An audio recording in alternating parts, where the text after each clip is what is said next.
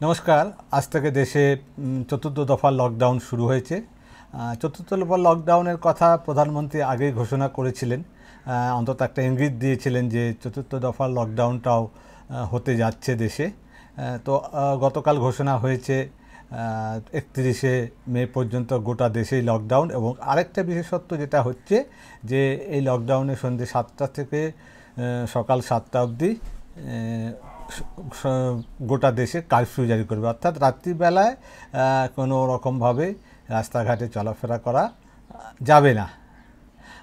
এটার পেছনে কী উদ্দেশ্য সে নিয়ে বিভিন্ন মানুষ বিভিন্ন রকম কথা বলছে। অনেকেই বলছেন যে এই সময়ের মধ্যে যেটা সবচাইতে বেশি সরকারকে বিড়ম্বনায় ফেলেছে তা হচ্ছে পরিযায়ী শ্রমিকদের পায়ে হেঁটে বাড়ি ফেরার ঘটনা। এবং সেটা পরিযায়ী শ্রমিকরা রাতের বেলাটাকেই বেছে নিচ্ছিলেন তাদের বাড়ি ফেরার জন্য, কারণ তাহলে রাত্রিবেলায় হাঁটতে অপেক্ষাকৃত কম কষ্ট হয়। সরকার সেটাকেই রক্ষার জন্য এই কারফিউ জারি করেছে বলে অনেকে মতামত প্রকাশ করছেন। সেটা তো একটা বিষয় হলো। এছাড়াও যেটা ব্যাপার হচ্ছে যে সরকার প্রধানমন্ত্রী 20 লক্ষ কোটি টাকার যে প্যাকেজ ঘোষণা করেছিলেন, অবশ্য প্যাকেজ ঘোষণা করার সঙ্গে সঙ্গে তিনি কোথায় কী দেবেন সেই দায়িত্বটা নিজে নেননি। তিনি বলেছিলেন যে অর্থমন্ত্রী সেটা আমাদের বলবে। তো 5 দিন ধরে ম্যারাথন মিটিং করে প্রতিদিন 1 ঘন্টা 1.5 ঘন্টার করে প্রেস কনফারেন্স করে তিনি ঘোষণা করেছেন কী কী সরকার কী কী ব্যবস্থা নিয়েছে। যদিও সেই ব্যবস্থাগুলো সম্পর্কে দেশে সমালোচনার ঝড় বয়ে যাচ্ছে। অনেকেরই বক্তব্য হচ্ছে যে সরকার 20 লক্ষ কোটি টাকা বলেছিলেন, কিন্তু আসলে সরকার দিচ্ছে মাত্র 2 লক্ষ কোটি টাকা, অর্থাৎ 10%। বাকিটা হচ্ছে সবই লোন, যেগুলো এখনকার অবস্থায় এবং সরকার যে গোটা ঘোষণাটা করেছেন সেটা অনেকটাই বাজেট বক্তৃতার মতো হয়েছে, বাজেটের মতো হয়েছে। এবং এ বিষয়ে অনেকেই খুব সমালোচনা করছেন। এবং আমরা এই নিয়ে একটু কথা বলবো স্বরাজ ইন্ডিয়া দলের সর্বভারতীয় সম্পাদক শ্রী অভিক শাহর সঙ্গে। তিনি জয় কিষাণ আন্দোলন নামে যে কৃষক আন্দোলনটি হয়েছিল এবং তার কনভেনার ছিলেন, এবং কৃষকের অধিকার নিয়ে তিনি দীর্ঘদিন ধরে সক্রিয়। অর্থমন্ত্রীর ঘোষণা থেকে কৃষক কতটা লাভবান হলো বা আদৌ লাভবান হলো কিনা সেই বিষয়ে তার বক্তব্য আমরা জেনে নেব। অভিকবাবু, স্বরাজ বার্তায় আপনাকে স্বাগত। গতকাল যে আমাদের অর্থমন্ত্রী 5 দিন ব্যাপী একটা ম্যারাথন প্রেস কনফারেন্স করলেন, তারপরে আমরা যে ঠিক কি পেলাম সেইটা আপনার কাছ থেকে জানতে চাইছি। প্রেস কনফারেন্সটা অর্থমন্ত্রীর নয়, প্রধানমন্ত্রীর প্রেস কনফারেন্স ছিল। অর্থমন্ত্রী ওতে পুতুল হিসেবে ছিলেন। গতকাল নয়, গত 5 দিন ধরে 10.5 ঘন্টার প্রেস কনফারেন্স আমরা দেখেছি। প্রধানমন্ত্রী বলেছিলেন 20 লক্ষ টাকা, 20 লক্ষ কোটি টাকার প্যাকেজ উনি দেশকে দেবেন এই কোভিডের লকডাউনের মোকাবেলা করার জন্য। অর্থনীতি যে ধসে পড়েছে সেটাকে আবার তুলে ফেরত আনার জন্য। আমরা এই 5 দিনের পরে যে সর্বসাকুল্যে হিসেবটা পেলাম তাতে বোঝা যাচ্ছে কেন্দ্র সরকার মাত্র 2 লক্ষ কোটি টাকা সিন্ধুক থেকে বার করে খরচা করবেন। একদিনে নয়, 6 মাস ধরে, 8 মাস ধরে করবেন। আর বাকি 18 লক্ষ কোটি টাকা, না 18 নয়, অর্থমন্ত্রী তো আবার প্রধানমন্ত্রী 20 লক্ষ টাকাকে 21 লক্ষ কোটি টাকা করে দিয়েছে। 19 লক্ষ কোটি টাকা হাওয়ায়। কেন্দ্র সরকার মোটেই ওটা দিচ্ছে না। কিছুটা রিজার্ভ ব্যাংক, কিছুটা খাদ্য ভান্ডার থেকে আসবে, এবং অধিকাংশটাই গ্যারান্টি। অর্ধেকের বেশি হচ্ছে গ্যারান্টি, অর্থাৎ আপনি ধার নেবেন, কেন্দ্র সরকার তার গ্যারান্টার হবে।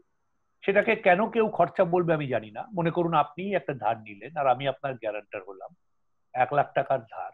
আমি কি কালকে বলতে পারবো যে আমি আপনার খাতে 1 লাখ টাকা খরচা করে ফেলেছি? যেদিন আপনি লোনটা ফেরত দিতে পারবেন না, ব্যাংক আমার কাছে চাইবে, সেদিন আমার খরচা হলেও হতে পারে। তো এই ধরনের একটা বিকট বিকৃত প্যাকেজ আমরা 5 দিন ধরে দেখলাম। জানি না দেশের এই দুর্দিনে, স্বাধীনতার পরে এর থেকে খারাপ দিন ভারতবর্ষের কোনোদিন এসেছিল এমন তো কেউ বলেন না। এই দুর্দিনেও দেশের মানুষের সঙ্গে এইভাবে এই প্রতারণা করা, এই ভেলকিবাজির খেল দেখানো, এটা প্রধানমন্ত্রী কেন করলেন এবং প্রধানমন্ত্রীর এটা করা উচিত ছিল কিনা 130 কোটি লোকের এই দেশের সঙ্গে এই প্রতারণা করা, ভবিষ্যৎ এবং সময় উত্তর দেবে। অনেকেই বলছেন এটা একটা বাজেট বক্তৃতা হয়ে গিয়েছে। এটা বাজেটের থেকেও খারাপ হয়েছে, কারণ বাজেটের যা বক্তৃতা হয় সেগুলো সরকারকে 1 বছরে 12 মাসের মধ্যে করতে হয়, এবং বাজেটে পরের বছর বাজেটের আগে সরকারকে একটা স্টেটমেন্ট দিতে হয় যে কোনটা পেরেছি কোনটা পারিনি। আমরা কি শুনলাম? মহাকাশ যাত্রার ব্যাপারে প্রাইভেট পাবলিক পার্টনারশিপ। দেশ যখন কোভিডে এরকম ভাবে আটকে আছে, তখন মহাকাশ যাত্রার কথা কেউ মানসিকভাবে সুস্থ হলে বলে?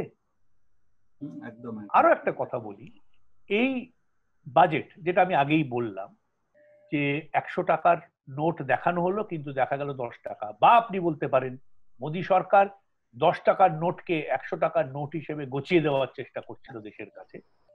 এই ব্যাপারটা তো আমরা দেখলাম। এছাড়াও দেখলাম ভুরি ভুরি এমন সব পরিকল্পনার কথা যেগুলো আজকের বাস্তবের সঙ্গে কোনো সম্পর্কই নেই। সেই পরিকল্পনার কথা এই জন্যই বলা হয়েছে যাতে টেলিভিশনে, খবরের কাগজে আমরা এগুলো নিয়ে আলোচনা করি আর আসল বিষয় থেকে চোখ সরিয়ে নিই।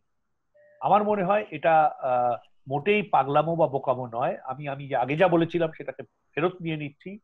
এটা সুপরিকল্পিত বদমাইশি। একটা জিনিস তার মধ্যে হচ্ছে যে এমনি সময় সরকার মনরেগাতে বাজেট কমিয়ে দিয়েছিলেন, এইবার কিন্তু সরকার মনরেগাতে বোধহয় 40 লক্ষ কোটি টাকা 40,000 কোটি টাকা বরাদ্দ করেছেন। মনরেগার ব্যাপারে কতগুলো জিনিস বুঝে নিতে হবে। এক হচ্ছে, মনরেগার বাজেট রাজ্যরা এবং কেন্দ্রশাসিত অঞ্চলরা প্রস্তাব করেন। ডিসেম্বর মাসে তারা সকলে আগামী বছর কি খরচা করবেন তার প্রস্তাব দেন। কেন্দ্র সরকার তখন তাদের সবাইকে দিল্লিতে ডেকে সেই প্রস্তাবকে কেটে ছেটে ছোট করেন। আমার অভিজ্ঞতা, আমি 5 বছর ধরে এটা দেখছি, যে 25% থেকে 40% অব্দি কেন্দ্র সরকার ওটাকে কাটে। প্রথমটাকে বলে লেবার বাজেট, পরেরটাকে বলে অ্যাপ্রুভড লেবার বাজেট, মানে কেন্দ্র সরকার অ্যাপ্রুভ করেছে। 2019-এর ডিসেম্বরে যে 1 লক্ষ কোটি টাকার বাজেট রাজ্যরা দিয়েছিল সেটাকে কেন্দ্র সরকার কেটে ছেটে 60,000 কোটি টাকা করেছিল। এই কোভিডে কেন্দ্র সরকার আবার সেটাকে 1 লক্ষ কোটি টাকা করলেন। অর্থাৎ ডিসেম্বর মাসেই প্রয়োজন ছিল 1 লক্ষ কোটি টাকা, সেই প্রয়োজনটাকে মানা হয়নি, সেটাকে 60,000 কোটি করা হয়েছিল। আবার এখন কোভিডের চাপে পড়ে সেটাকে 1 লক্ষ কোটি টাকা করা হলো, এবং বলা হলো এতে যত পরিযায়ী শ্রমিক ফেরত যাচ্ছে তারা নাকি কাজ পাবে। এটা মোটেই কোনো বড় ঘোষণা নয়। আমার ব্যক্তিগত ধারণা যে মনরেগার জন্য অন্তত এই যে পরিযায়ী শ্রমিকরা ফিরে গিয়ে গ্রামে কাজ চাইবেন, 3 লক্ষ কোটি টাকার প্রয়োজন। তার 3 ভাগের 1 ভাগ আমরা অর্থমন্ত্রীর মুখে শুনলাম, 2 ভাগ বাকি আছে। আগামী 3-4 মাসের মধ্যে মনরেগার অর্থ সংকট সকল দেশের সামনে পরিষ্কার হয়ে ফুটে উঠবে। মনরেগা দিয়ে কি অ্যাকচুয়ালি যে পরিযায়ী শ্রমিক যাদেরকে আমরা দেখছিলাম, যারা দীর্ঘদিন ধরে ধরুন মুম্বাই বা ব্যাঙ্গালোর এরকম বড় বড় শহরে অন্য ধরনের শহরে কাজ করছেন, তারা কি মনরেগাতে যে ধরনের কাজগুলো হয় ফিরে গিয়ে সেই ধরনের কাজ করতে পারবেন? সেখানে কি তাদের কোনো জব সৃষ্টি হবে? দেখুন, 100% তো কথা বলা যাবে না, তবে যেই পরিযায়ী শ্রমিকরা গ্রাম থেকে শহরে গেছেন কাজের খোঁজে বা একটু বেশি টাকার খোঁজে, তারা গ্রামে ফিরে এলে গ্রামের যে কাজ, গাছ পোতার কাজ, মাটি কাটার কাজ, এগুলো পারবে। আপনি শহরের কথাটা বললেন বলে আপনাকে বলি, এই স্কিমে একটা বড় গলদ থেকে গেছে। সেটা হচ্ছে, শহরের গরিবের কথা সরকার সম্পূর্ণভাবে ভুলে গেছে। এটা ঠিক নয় যে শহরে যারা গরিব আছে তারা প্রত্যেকেই গ্রাম থেকে এসছেন। শহরে কথাটা খারাপ শোনালেও কিছু বাস্তু গরিব আছে। এই সময়ে সরকারের ভাবা উচিত ছিল মানরেগার মতো আরবান গ্যারান্টি স্কিমের 3 মাসের জন্যই করতেন, কিছু একটা ব্যবস্থা করার, যাতে শহরের খেটে খাওয়া মজদুর লোকেরা কিছু একটা করতে পারেন, কিছু একটা করে রোজগার করতে পারেন। এটাও সরকারের চোখে ধরা পড়েনি। সরকার গরিবকে দেখতে পায় না, গরিব সরকারের কাছে অদৃশ্য। এই কেন্দ্র সরকারের থেকে বেশি গরিব বিরোধী সরকার হালে হয়নি। এই এই সময়ের মধ্যে সরকার যেটা অনেকেই মানে যেটা নিয়ে সবাই সমালোচনা করছেন, তার মধ্যেও যেটুকু কারো কারো মুখে হয়তো একটু প্রশংসা শোনা যাচ্ছে যে কৃষি ক্ষেত্রে অনেক দিনের পেন্ডিং অনেক সংস্কার নাকি সরকার এই সময়ের মধ্যে করেছেন। এ বিষয়ে আপনার কি মত? আপনি কথাটা ধরিয়ে দিলেন না, অনেক দিনের পেন্ডিং সংস্কার। এই সরকারের মেয়াদ কতদিন হয়েছে? 6 বছর। তাহলে এটা আমরা সকলে মেনে নিতে পারি যে 6 বছর ধরে এটা পেন্ডিং আছে। যে জিনিসটা 6 বছর পেন্ডিং ছিল, আপনার চোখের সামনে ছিল, আপনি দেখতে পাচ্ছিলেন, সেটা হঠাৎ কোভিডের মধ্যে আপনার কাছে প্রয়োজনীয় মনে হয়ে উঠলো কেন? যেই সংস্কারগুলোর কথা হচ্ছে সেগুলো রূপান্তর করতে গেলে তো পুরো অর্থনীতিকে চাঙ্গা হয়ে দাঁড়িয়ে সকলকে রাস্তায় বেরিয়ে কাজকর্ম করতে হবে। আসলে এই সমস্ত সংস্কারগুলো কৃষক সংগঠনরা কয়েক দশক ধরে চাইছে। এটা বলা ঠিক হবে না যে এই কেন্দ্র সরকারের কাছেই সব এসে আটকে গেছে, আগের সরকাররা ভালো ছিল। এই সংস্কারগুলো প্রয়োজন, কিন্তু আজ এই সংস্কারগুলো প্রাধান্য পেতে পারে না। এই সংস্কারগুলো যখন আসার দরকার আছে, যখন মানুষ আবার উঠে দাঁড়িয়ে রোজগারের কথা ভাববে, কাজ করবে, তখন এই সংস্কারগুলোর দরকার আছে। আর এর মধ্যে বেশিরভাগ যা আমরা দেখতে পেলাম সেগুলো গত 6টা বাজেটে, 6টা বাজেট বললে ভুল হবে, এই সরকার 6 বছর রাজত্ব করেছে বটে, কিন্তু 8 বার বাজেট দিয়েছে।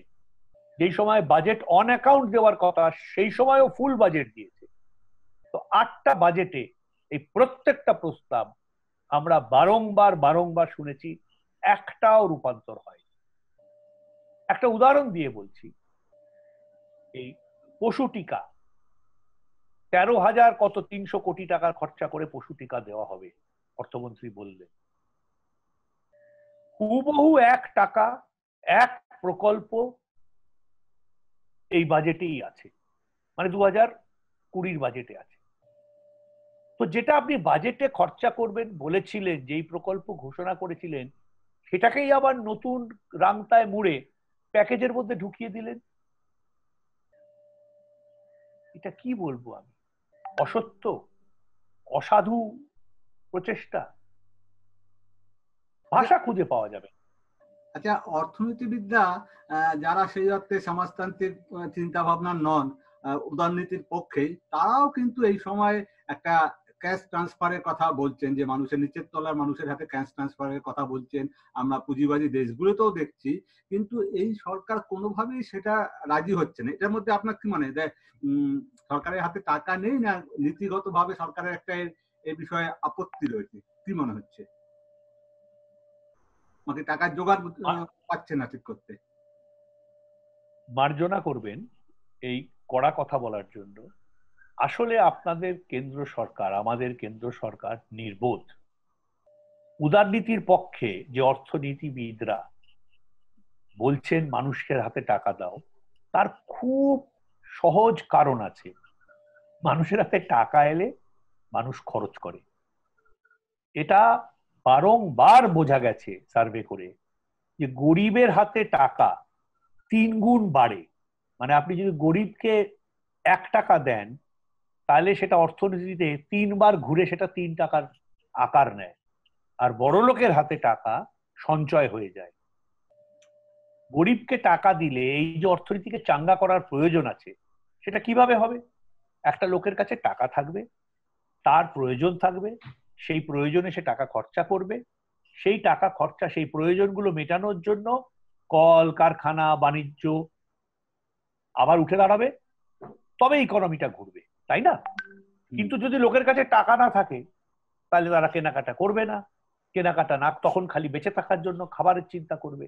কেনাকাটা না করলে এই যে কলকারখানা সব খুলে দিতে হবে, আবার আমাদের অর্থনীতি উঠে দাঁড়াবে।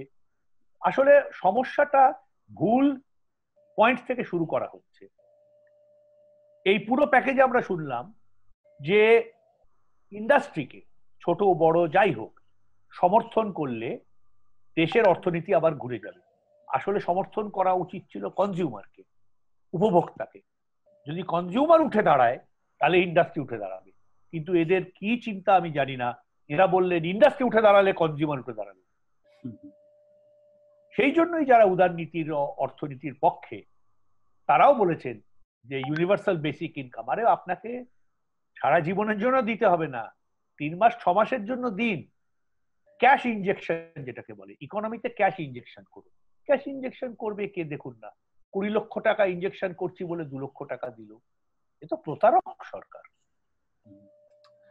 আজ থেকে তো দেশে চতুর্থ দফার লকডাউন ঘোষণা হলো।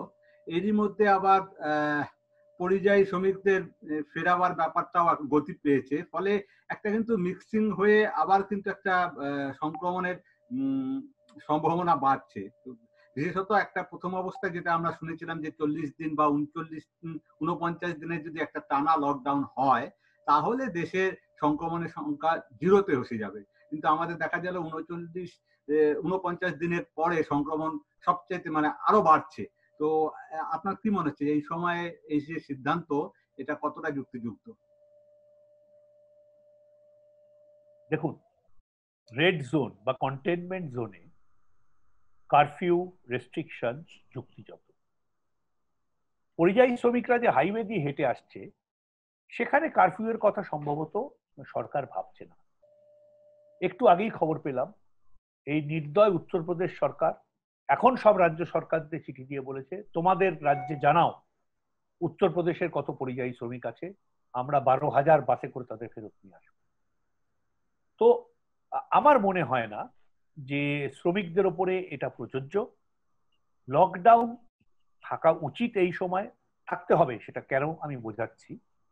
কিন্তু কারফিউটা আমার মনে হয় সামান্য কিছু জায়গায় প্রযোজ্য হওয়া উচিত।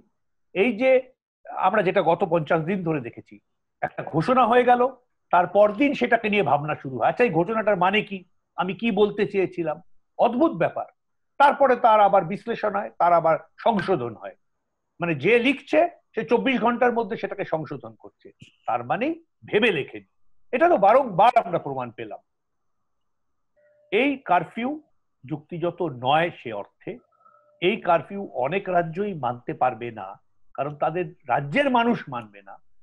এই কারফিউ নিয়ে আবার বচসা শুরু হবে, এবং আমার ধারণা এই নিয়ে নোংরা রাজনীতি কেন্দ্র সরকার, বিপক্ষ দলের যে সরকারগুলো আছে তাদের সঙ্গে করবে। আরেকটা কি প্রশ্ন ছিল আপনার? আমার বলা হচ্ছে যে সংক্রমণ কি বাড়ার সম্ভাবনা আছে এই সময়, যেটা এখন হ্যাঁ, দেখুন, প্রধানমন্ত্রী যখন লকডাউন ঘোষণা করেছিলেন আমি তাদের মধ্যে ছিলাম যারা বলেছিলেন দেখুন প্রধানমন্ত্রী নিশ্চয়ই আমাদের থেকে তার কাছে বেশি তথ্য আছে, তার কাছে বেশি খবর আছে, তার কাছে বেশি বুদ্ধি দেওয়ার লোক আছে, দেশের ভালো ভেবেই নিশ্চয়ই উনি লকডাউন ঘোষণা করেছেন, একে সমর্থন করুন। আমার আমার মনে হয়েছিল প্রধানমন্ত্রী বোঝে। আজকে 50 দিন পরে আমি বলতে বাধ্য হচ্ছি প্রধানমন্ত্রী বোঝা। প্রধানমন্ত্রী কিচ্ছু বোঝেন না, এবং যারা বোঝে প্রধানমন্ত্রী তাদের ভয় পান। একটা উদাহরণ দিচ্ছি, এদেশের করোনা লড়াইয়ে যে ডাক্তারবাবু নীতি আয়োগের সদস্য দায়িত্বে আছেন তিনি শিশু বিশেষজ্ঞ ডক্টর বিনোদ পাল। ডক্টর পাল 24শে এপ্রিল প্রেস কনফারেন্স করে প্রধানমন্ত্রীর মুখপাত্র হয়ে দেশকে বুঝিয়েছিল যে আমরা যদি লকডাউনটা চালাই, আপনার মনে থাকবে আবার 1 মে লকডাউন, তৃতীয় লকডাউন শুরু হয়েছিল, সেই লকডাউনটাকে বোঝানোর জন্য, সেই লকডাউনের যৌক্তিকতা দেওয়ার জন্য সেই ডক্টর পাল এই ঘোষণা এই আমাদের দেশকে দেখিয়েছিল চার্ট করে, গ্রাফ করে, যে আমরা যদি লকডাউনে আরো 17ই মে অবধি থাকি তাহলে 15ই মের মধ্যে দেশের সংক্রমণ শূন্য হয়ে যাবে, সংক্রমণের দ্বারা মৃত্যু শূন্য হয়ে যাবে। আজ 18ই মে হয়ে গেছে, সংক্রমণ উত্তরোত্তর বাড়ছে। আমার মনে হয় এরা সংক্রমণের ব্যাপারটা, কিভাবে এটাকে সামলাতে হবে, কোনোটাই কিছু বোঝেন না। ক্ষমতা আছে, ক্ষমতার প্রকাশ করেন, ক্ষমতার বিকাশ করার চেষ্টা করেন, কিন্তু নির্বোধ, কিছু না বুঝে করেন। আর এদের উপদেষ্টা যারা আছেন, তারা যেহেতু এদের হ্যাঁতে হ্যাঁ মিলিয়ে চলেন, তাই তারা উপদেষ্টা। যারা আসল কাজ বোঝে তারা এদের ধারে কাছেও ঘেঁষতে দেন না। অভিবাবু, আপনাকে অসংখ্য ধন্যবাদ আমাদের স্বরাজ বার্তায় সময় দেওয়ার জন্য। আমরা আশা করছি ভবিষ্যতেও আপনার সঙ্গে আবার অন্য বিষয় নিয়ে আলোচনা করা যাবে। নমস্কার। নমস্কার।